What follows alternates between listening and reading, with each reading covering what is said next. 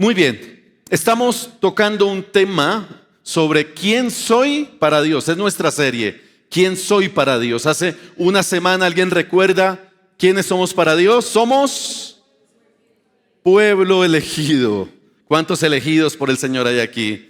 Siéntase seguro, convencido de ello, y fuimos retados para vivir en esa elección. El pueblo elegido de Dios no vive en condenación, sino que el pueblo vive en redención. Y tú y yo tenemos que tener eso claro. Muy bien, así que hoy vamos a hablar de lo que sigue.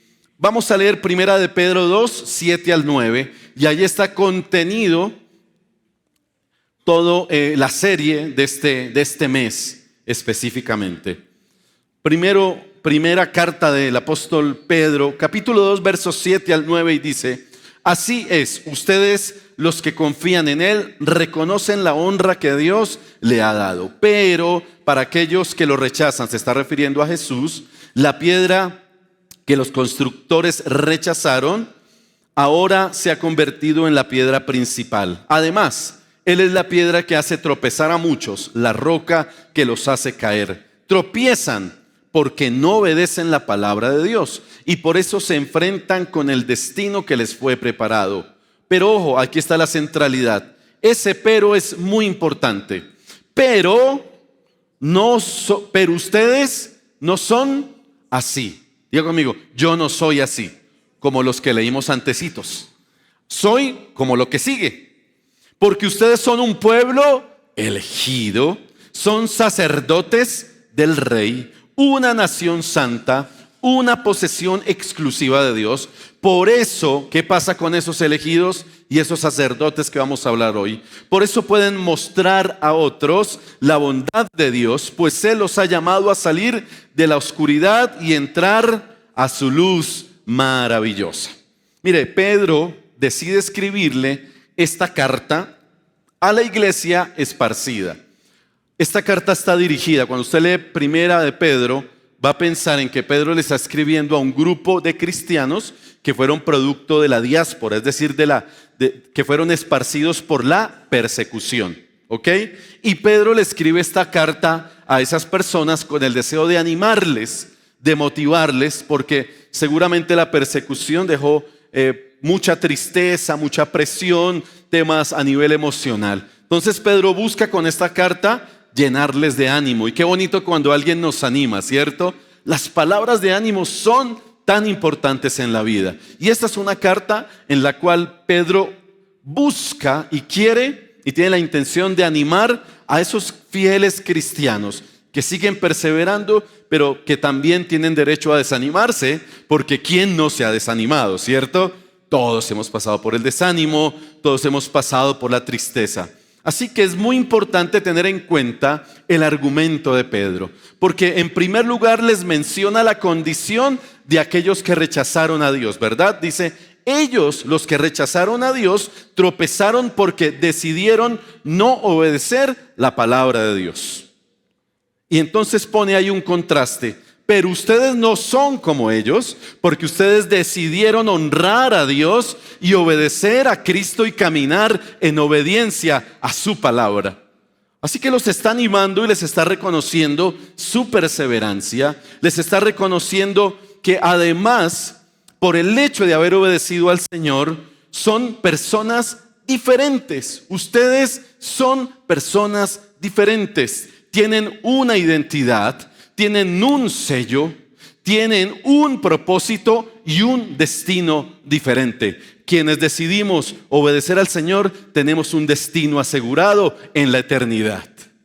Por eso lo dice Pedro, quienes no lo obedecen ya saben cuál es el final, pero quienes lo obedecen pues sencillamente tendrán un destino diferente. Por eso les dice, son pueblo elegido, que ya lo vimos, y hoy vamos a hablar, son sacerdotes del Rey. Y quiero que hoy entendamos eso. Tú y yo somos sacerdotes del Rey. Ahora, cuando yo hablo y cuando escuchamos la palabra sacerdote, voy como muy rápido, ¿cierto? Me voy a calmar.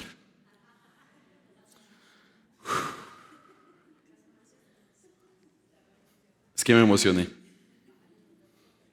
Voy a tomar agua, sí. Para que vean que yo soy humano, ¿sí? Salud. Yo sé que voy acelerado. Me acabo de dar cuenta. Ya Miguel, algo por dentro me dijo, cálmese, calmado. Muy bien. Cuando escuchamos la palabra sacerdotes, nos imaginamos a la persona que oficia eventos, reuniones de tipo religioso. Nos imaginamos, lo asociamos con la Iglesia Católica, ¿verdad? Y asociamos inmediatamente el sacerdote, el señor de sotana, con la cosita blanca aquí, y que se encarga de oficiar y de administrar todo el tema religioso. Automáticamente se nos viene esa palabra. Por eso como que nos da escalofrío cuando nos dicen, ustedes son sacerdotes.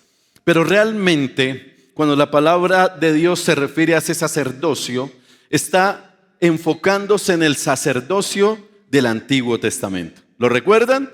Pues vamos a recordar un poco esos sacerdotes que también se dedicaban a los oficios religiosos, que también se dedicaban a administrar el templo y todo lo que tenía que ver con el ritual religioso en la antigüedad, cuando tenían el templo. Muy bien, pero ahora el Señor nos dice, y vamos a ir mirando poco a poco, ahora el Señor nos dice, ustedes muchachos ahora son sacerdotes.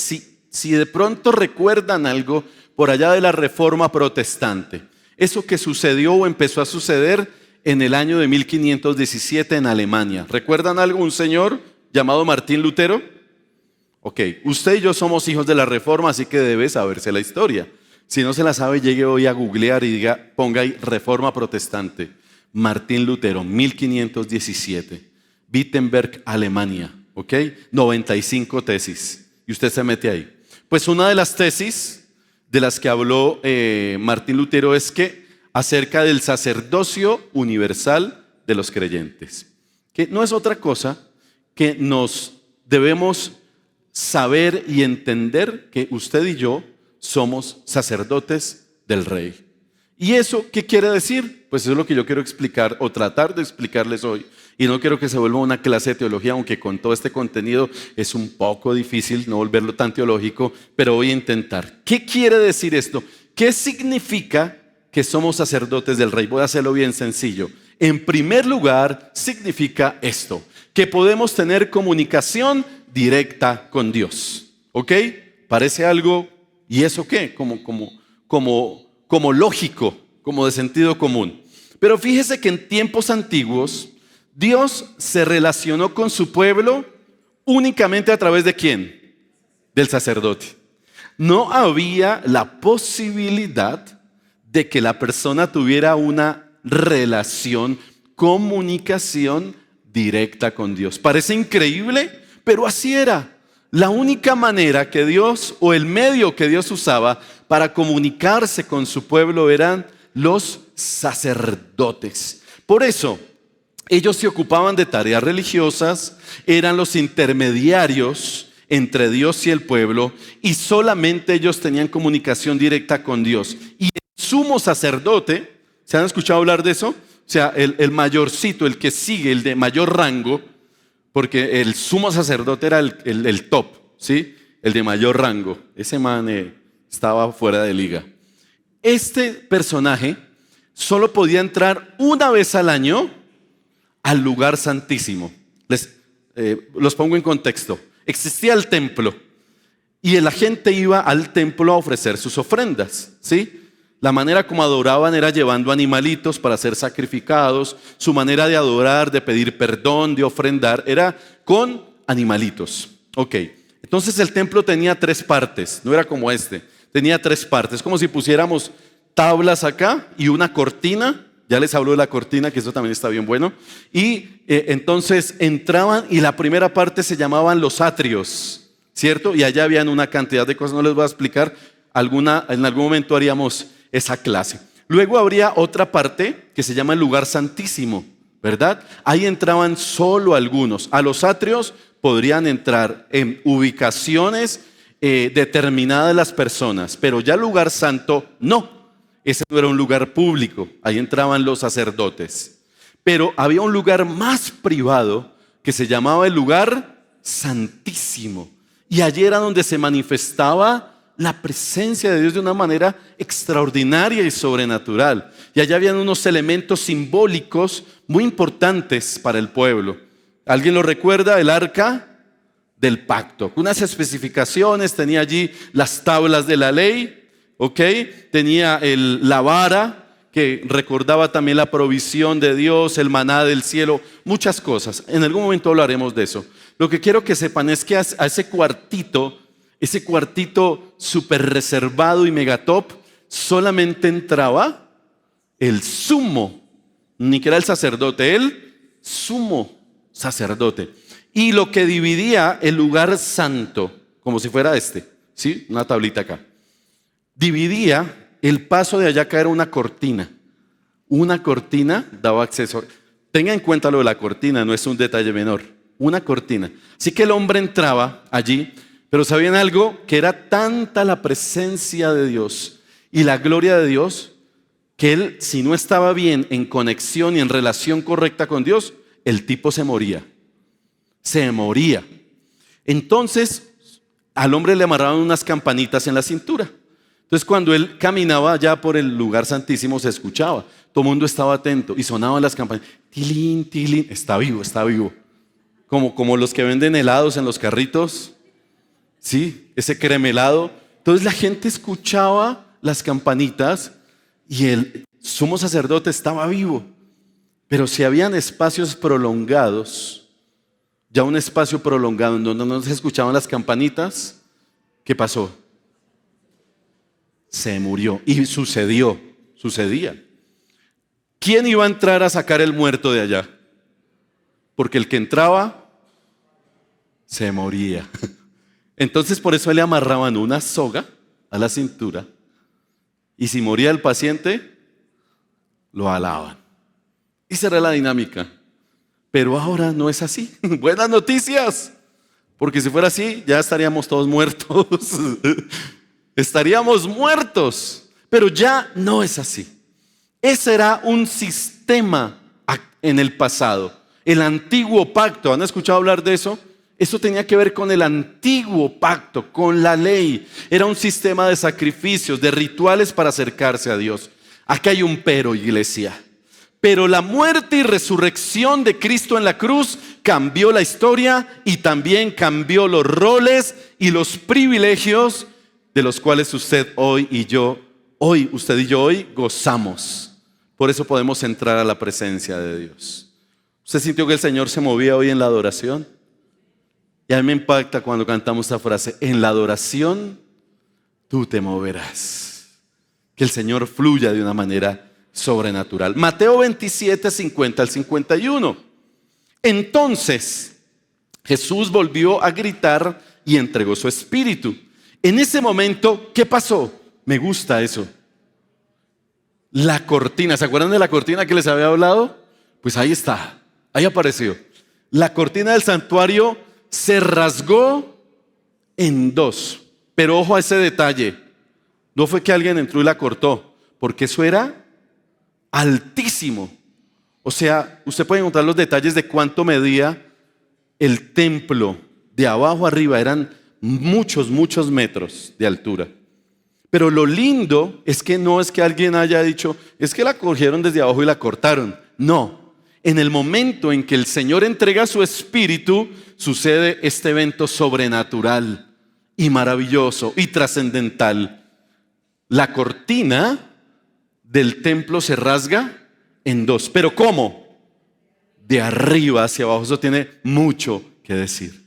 Ahí estaba Dios hablando. Se rasga la cortina. La tierra tembló y las rocas se partieron en dos. Algo sobrenatural. El Señor estaba diciendo, ya no necesitan intermediarios. La cortina se ha roto, ahora todos pueden entrar con libertad a la presencia de Dios. ¿No se emociona con eso? Pues yo sí. A partir de ese momento, todos los creyentes nos constituimos en sacerdotes y en portadores de la presencia de Dios. No solo podemos entrar, sino que la presencia de Dios vive en nosotros. Y lo dice Hechos 17:24. Él es el Dios que hizo el mundo y todo lo que en él hay, o hay en él, ya que es el Señor del cielo y de la tierra. Y ojo con esto, no vive en templos hechos por hombres. Por eso tú y yo tenemos una invitación abierta de parte de Dios, para que nos acerquemos a Él, recordando que el Señor también dice en su palabra que tú y yo somos templo de Dios y morada del Espíritu Santo. Una primera razón por la cual tú y yo somos sacerdotes es que tenemos acceso libre a la presencia de Dios. Y a su vez, ya el Señor no habita en templos de ladrillos, sino que ahora la presencia de Dios habita en nuestros corazones. ¡Qué gloriosa verdad! Por eso, ahora tú y yo somos sacerdotes. Y Hebreos 4:16 dice: así que acerquémonos con toda confianza al trono de la gracia de nuestro Dios. Allí recibiremos ¿qué? Misericordia, y encontraremos la gracia que nos ayudará cuando más la necesitemos. ¿Ustedes creen que antes la gente se acercaba con confianza al templo? Lo que había era miedo, había temor. Yo creo que hasta el sumo sacerdote, por más que se limpiaba y se preparaba, entraba con mucho miedo. Yo creo que una cosa es el miedo y otra cosa es el temor a Dios. El temor a Dios es la honra, el respeto, la reverencia, el reconocimiento. Pero hoy el Señor nos dice: acércate con confianza y hallarás misericordia, hallarás gracia. Hallarás el abrazo de tu Padre Celestial. Hallarás el perdón de tus pecados. Ya no tienes que traer pollitos. ¿Te imaginas todos llegando acá con palomas? Y ese olor a sangre y a... No, y pobrecitos, a mí me daría muy duro llevar el animalito. Uno criar el animalito, después llevar a que lo sacrifiquen. Sí, es una dinámica bien difícil. Pero hoy no es así. Hoy entramos a la presencia de Dios en cualquier momento y en cualquier lugar. No necesitas ni siquiera venir aquí. No te estoy diciendo que no te congregues, pero tú en tu casa, ¿cuántos tienen un lugar de oración en su casa, verdad? Y allí nos postramos, nos arrodillamos. En el Transmilenio, cuando tú vas en el Transmilenio, ese lugar se convierte en un lugar de adoración al Señor. El colegio, la universidad, donde quiera que vayamos, porque tú y yo llevamos la presencia de Dios. Somos sacerdotes del Rey. La presencia de Dios está en nosotros. Podemos entrar confiadamente ante su presencia y adorarle. Esa es una primera razón por la cual tú y yo somos sacerdotes. Más bien entendido, ¿cierto? Lo más sencillo que pude. Muy bien. Segundo, significa que tenemos el deber de ser el reflejo de la bondad de Dios. Mire, otra de las labores de los sacerdotes era presentar ante Dios las ofrendas que llevaban las personas, y las llevaban como sacrificios que expresaban arrepentimiento, que expresaban adoración o incluso ofrendas de gratitud. Y de esta manera las personas sentían que se reconciliaban con Dios, llevando sus sacrificios, ofreciendo sus sacrificios. Pero ¿quién intervenía para que eso sucediera? El sacerdote. Entonces el sacerdote jugaba un papel de ser intermediario para que las personas se reconciliaran con Dios. Ese papel y ese rol sigue vigente para nosotros, porque tú y yo tenemos una tarea, y esa tarea la acabamos de leer ahí en Primera de Pedro 2:9 en la parte B. Por eso pueden mostrar a otros que la bondad de Dios, pues Él los llamó o los ha llamado a salir de la oscuridad y entrar a su luz maravillosa. Mire, si hay algo que está distorsionado en nuestra sociedad, es el concepto acerca de Dios. Porque la mayoría de las personas concibe a Dios como un ser dictatorial y castigador. Un Dios malo. Un Dios que está envenenado y siempre con ganas de mandar castigos a las personas que no le obedecen. Ese concepto es el resultado de la crianza, ¿verdad? Es el resultado de su formación religiosa. Es el resultado de sus experiencias de la vida, buenas o malas. es el resultado de la influencia de su entorno escolar o universitario. Ese concepto y criterio acerca de Dios lo construimos de acuerdo a muchos elementos. Y si algo las personas tienen hoy distorsionado es el concepto de Dios. La oscuridad en nuestro entorno es evidente. La falta de Dios en el corazón de las personas es evidente. El pecado abunda y las tinieblas mantienen a las personas en ceguera espiritual. No podemos desconocer esa realidad. Hay pecado en abundancia, hay ceguera espiritual y hay dureza en el corazón. Porque hay un concepto equivocado de Dios. Porque las personas no le han dado la oportunidad a Dios. No hay límites, todo se vale. Y es evidente que en la mayoría de las personas Dios no está en sus vidas ni en sus planes. Pero el único que puede sacarlos de esa oscuridad, de esas tinieblas, es el amor de Dios. ¿Escuchamos bien? El amor de Dios. No el castigo de Dios. No el juicio de Dios. No el Dios castigador. ¿A usted cómo lo conquistan? ¿Con castigos o con amor? ¿A usted le gusta? ¿Usted cree que alguien se deja conquistar con violencia? Creo que a ti y a mí el Señor nos conquistó con amor. De tal manera amó Dios al mundo. Y por eso los sacerdotes del reino de Dios tenemos la tarea de mostrar la bondad de Dios para que aquellos que están en ceguera espiritual, en oscuridad, salgan de allí como un día nosotros salimos de esa oscuridad. Entonces nosotros estamos encargados de ser como esos intermediarios del Antiguo Testamento.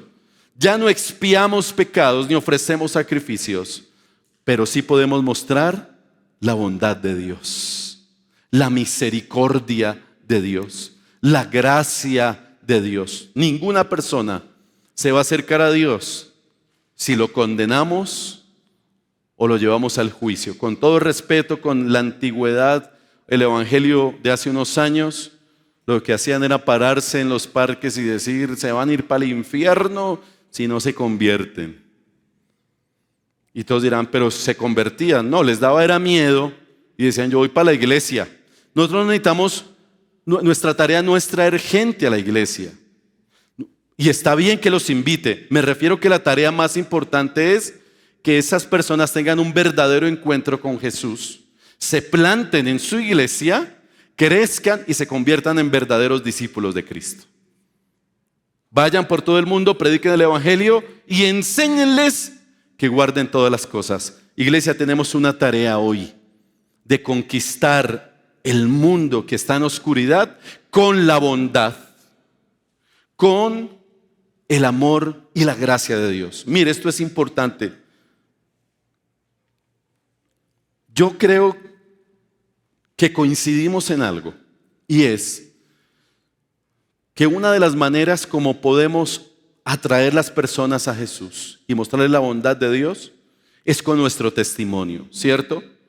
Con nuestra coherencia, que nuestro discurso y nuestro estilo de vida coincidan y vean en nosotros buenas obras, buenas conductas, correctas conductas, pero no lo podemos dejar ahí, porque es que yo tengo una diferencia con dejarlo ahí.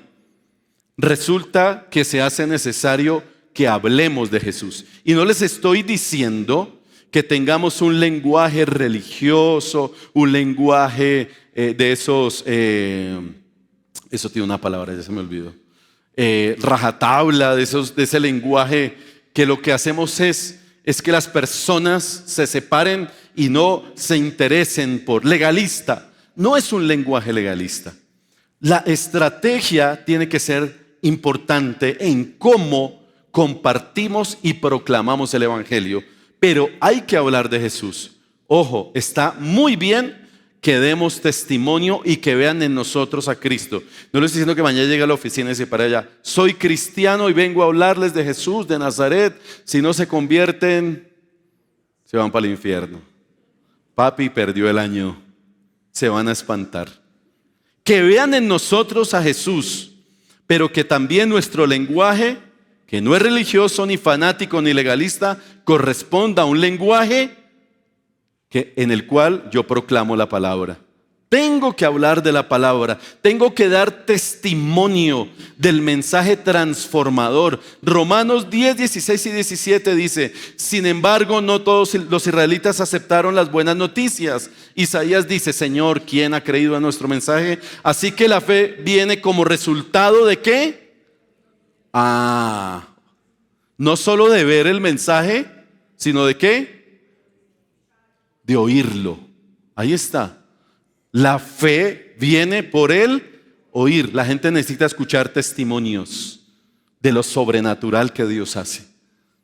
A mí Dios me sanó de esto, Dios me restauró el hogar. Eso hace que las personas se impacten con el poder y la bondad de Dios. Cuente, hable de lo que Dios ha hecho en su vida. Hable de su experiencia transformadora. Predique de Jesús, proclame la palabra. Es la manera como podemos sacar a muchas personas de la oscuridad, de las tinieblas, a su luz admirable. La gente necesita oír la proclamación de la buena noticia. Y por último, ser sacerdote significa que debemos guardarnos en santidad para el Señor. Mire, el sacerdocio antiguo era un oficio muy exigente. Y solamente lo heredaban los descendientes de Aarón, el hermano de Moisés. Y requerían llevar una vida apartada de absolutamente todo. Era muy exigente. Y mire lo que dice Levítico 21:6. Deben ser santos para su Dios y no profanar su nombre. Son ellos los que presentan al Señor las ofrendas puestas al fuego, que son como el pan de su Dios. Por eso deben ser santos. Y si usted lee todo Levítico 21 o la primera parte, se va a encontrar unos detalles que usted diría: no, yo no me meto a sacerdote. Eso es muy fregado. Porque de verdad las exigencias eran muy, pero muy altas.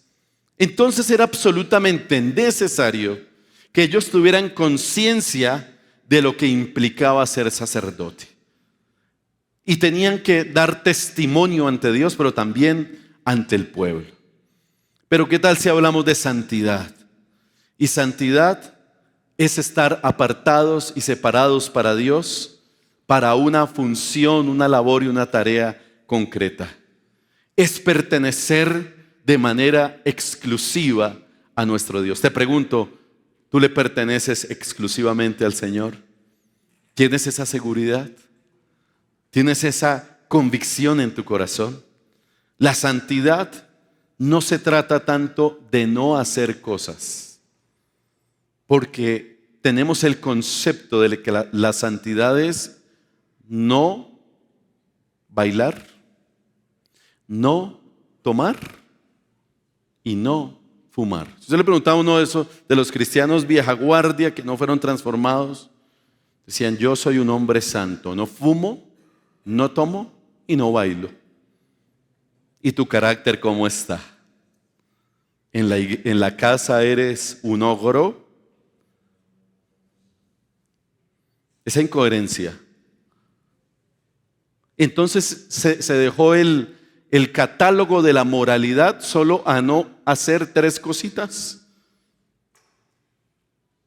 Y soy marido de una sola mujer, pero mira a las demás con un deseo desbordante.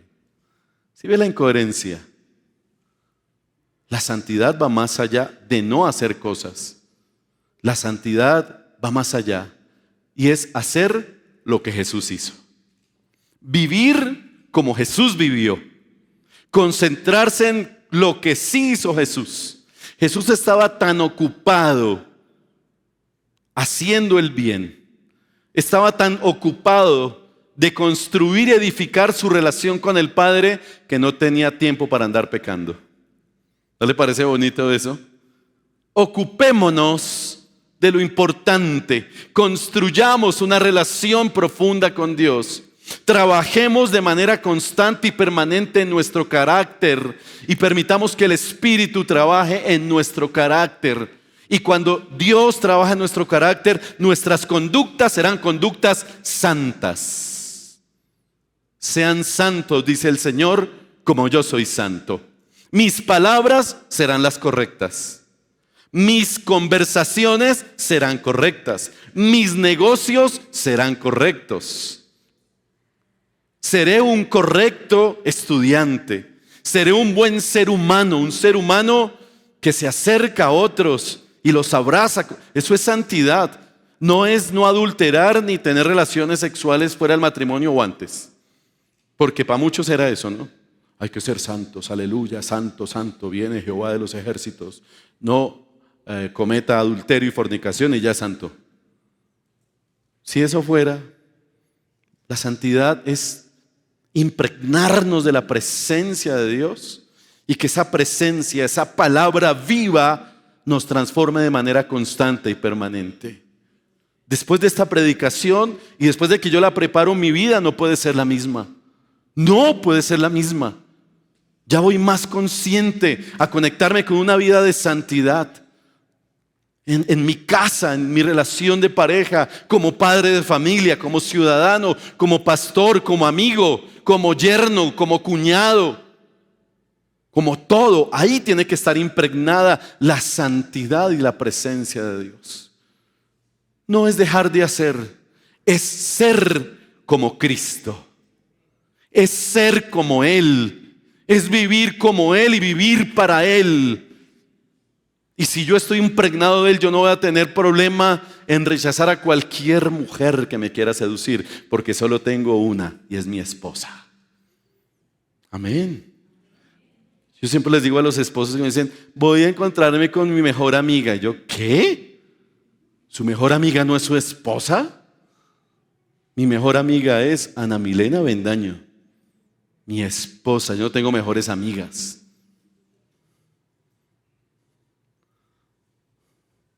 Los esposos no dijeron amén.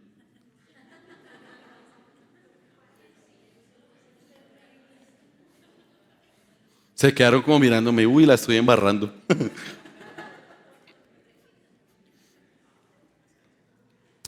Y viceversa, mujeres, su mejor amigo es su esposo. Bravo, bravo. Andreita salvó la patria. Muy bien, David. Sea agradecido por esta idónea que el Señor te ha dado. Iglesia, el Señor nos ha santificado y nos ha apartado. No quiero meterme con el mensaje del predicador de hoy en 8. Y perdón porque sé que por ahí puede estar tu línea. Solamente, y me voy a ahorrar todo lo que sigue de ahí para allá. Solamente entendamos que la santidad también es un proceso llamado santificación. ¿Ok? Que no termina. Todo el tiempo estamos siendo santificados. Es un proceso constante y permanente hasta que Cristo venga por nosotros. Y un día estemos a su estatura y a su plenitud. Pero mientras tanto, tenemos que dejar que el Señor siga trabajando. Porque somos como un apartamento en obra gris. O como una casa. Una casa hay que hacerle mantenimiento. Usted la deja caer porque por más que la cuide, las paredes se ensucian o no. Eso le cae mugre.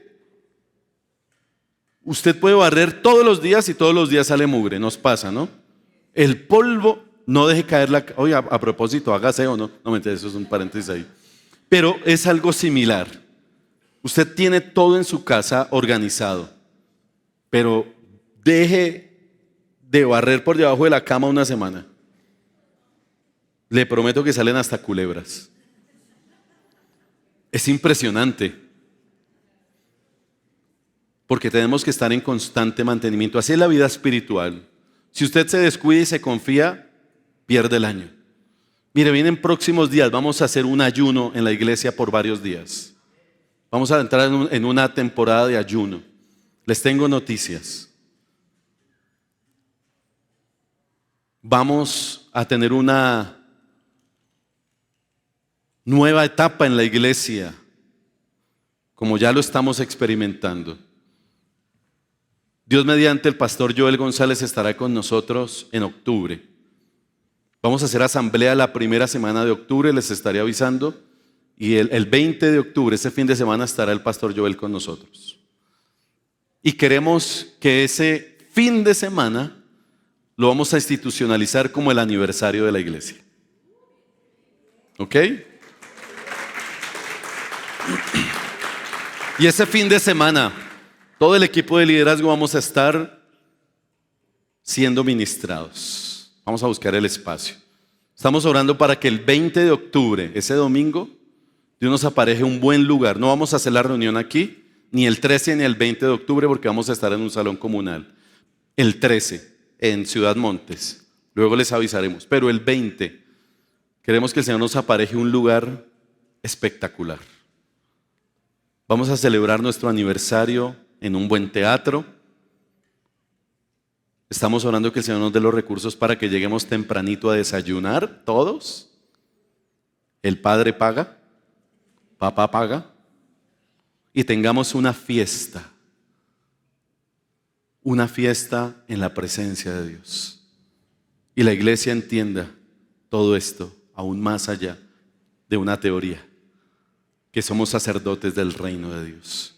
Y esta iglesia ha sido llamada para eso. Cuando eso pasa, el enemigo se levanta, iglesia. Estos días hemos estado en oración profunda. Dios lo sabe, clamando. Pero vienen días en que el Señor nos está demandando ayuno y oración. Se van a romper cadenas, se van a derribar murallas. Y el Señor nos va a sorprender con la gloria de Él. Y habrá espacio, lugar, terreno para construir una casa para el Señor. No se quede por fuera de eso. Yo les voy contando que estaba en oración pidiéndole al Señor palabra específica. Luego les indicaré una palabra específica de parte de Dios que Dios me ha dado a mí y se la voy a compartir a la iglesia. Pero, iglesia, la presencia de Dios hoy está para todos nosotros. Ya no tienes que traer palomas, ni pollos, ni vacas. Solo trae tu corazón ante Él y Él te va a sorprender. Vamos a tener un reto a final de año, a tener devocionales en las casas. Y yo ya puedo ver en fe cómo mientras estamos en el devocional, el Espíritu empieza a ministrar a nuestras generaciones. Aún empiezan a hablar en lenguas en medio del devocional. Los dones del Espíritu se avivan en cada casa. Y aquí el domingo venimos a una explosión de adoración de todo lo que sucedió en la semana. Yo quiero decirles algo, lo que pasa el domingo aquí es importante, pero me atrevo a decir algo, es más importante lo que sucede en la semana. Porque esta reunión no es un fin, es un medio. No es lo más importante esta reunión, es muy importante, pero es más importante lo que sucede aquí todos los días, en mi casa, en mi cotidianidad, porque allí es donde voy a ser sacerdote. Allí voy a ser sacerdote. Póngase en pie, por favor.